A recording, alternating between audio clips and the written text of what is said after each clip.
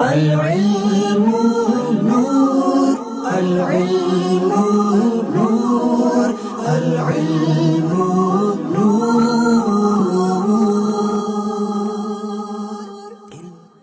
لله رب العالمين والعاقبة للمتقين والصلاة والسلام على سيد الأنبياء والمرسلين. أما بعد فأعوذ بالله من الشيطان الرجيم. بسم الله الرحمن الرحيم. الصلاة والسلام عليك يا رسول الله وعلى آلك وأصحابك يا حبيب الله. حضرات محترم، آج ایک بار پھر آپ کی خدمت میں حاضر ہوں اور آج کے درس میں سامعین اور ناظرین کے لیے ایک منفرد موضوع لے کر حاضر خدمت ہوا ہوں. آج ہمارا موضوع ہے سب چیزوں کا خالق اللہ تبارک و تعالی ہی ہے. حضرات محترم، یہ بھی اسلام کا بنیادی عقیدہ ہے کہ ہر چیز کا پیدا کرنے والا اللہ تبارک و تعالی ہے. چنانچہ قرآن مجید کی مندرجہ ذیل آیات کریمہ میں اس عقیدے کی وضاحت ہے. اللہ تبارک و تعالی نے ارشاد فرمایا هو الذی خلق لكم ما فی الارض جميعا ثم استوى الى السماء فسواهن سبع سماوات وهو بكل شیء علیم. اللہ عز و جل وہی ہے جس نے تمہارے لیے پیدا کیا جو کچھ زمین میں ہے، پھر اس نے آسمان کی طرف قصد فرمایا تو ٹھیک 7 آسمان بنائے اور وہ سب کچھ جانتا ہے.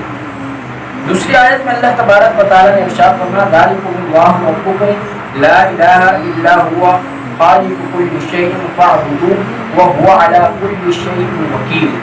فرمان یہ ہے تمہارا رب، اس کے سوا کوئی معبود نہیں، وہی ہر چیز کا پیدا فرمانے والا ہے، لہذا اسی کی عبادت کرو اور وہ ہر چیز پر نگہبان ہے.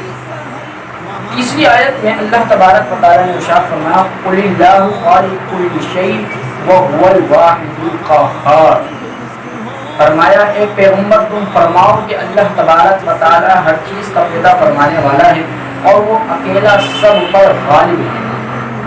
حضرات اکرام، بے شک اللہ تبارک و تعالی ہر چیز پر غالب ہے. اس کی شان، اس کی قدرت، اس کی ربوبیت، جو اللہ تبارک و تعالی کی شان ہے اس شان کے مطابق اللہ تبارک و تعالی دنیا کی ہر شے پر غالب ہے. اس آیت مقدسہ اور دوسری بہت سی آیتوں سے اس اسلامی عقیدے کو ثابت کرتی ہے کہ اللہ تبارک و تعالی ہر چیز کا خالق حقیقی ہے. اس نے اپنی ذات، قدرت و اختیار سے تمام چیزوں کو پیدا فرمایا ہے. اللہ تبارک و تعالی نے یہ آیت کریمہ ارشاد فرمائی. اس میں علماء اکرام ارشاد فرماتے ہیں، کہتے ہیں کہ خدا کے سوا دوسروں کو اگر کسی چیز کا پیدا کرنے والا کہا جاتا ہے. مثلا حضرت عیسیٰ علیہ السلام نے اپنی تقریر میں اپنے معجزات کو بیان کرتے ہوئے فرمایا انی اخلق لکم من الطین کہیئۃ الطیر فانفخ فیہ فیکون طیرا باذن اللہ.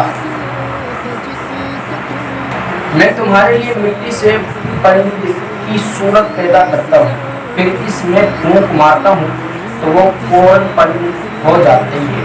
اللہ عز و جل کے حکم سے اسی آیت میں اخلق فرما کر حضرت عیسیٰ علیہ السلام نے اپنے پرند کی صورت کا پیدا کرنے والا کہا.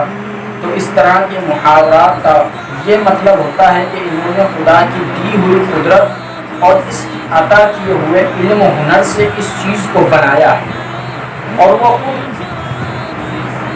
خود کو بنانے والا اور اس کی قدرت اور اس کا علم و ہنر سب کا خالق اللہ تبارک و تعالی ہی ہے، جس نے اپنی ذاتی قدرت و اختیار سے سب کچھ اور سب چیزوں کو پیدا فرمایا ہے.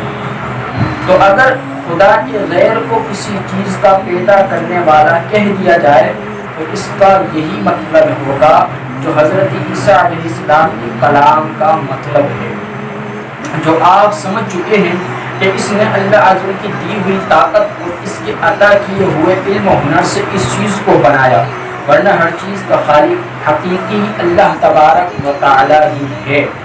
اللہ تعالی کے سوا دوسری کسی چیز کو خالق حقیقی ماننا کھلا ہوا شرک و کفر ہے. اللہ تبارک و تعالی ہم سب کو سچا عاشق رسول بنائے. وآخر دعوانا ان الحمد للہ.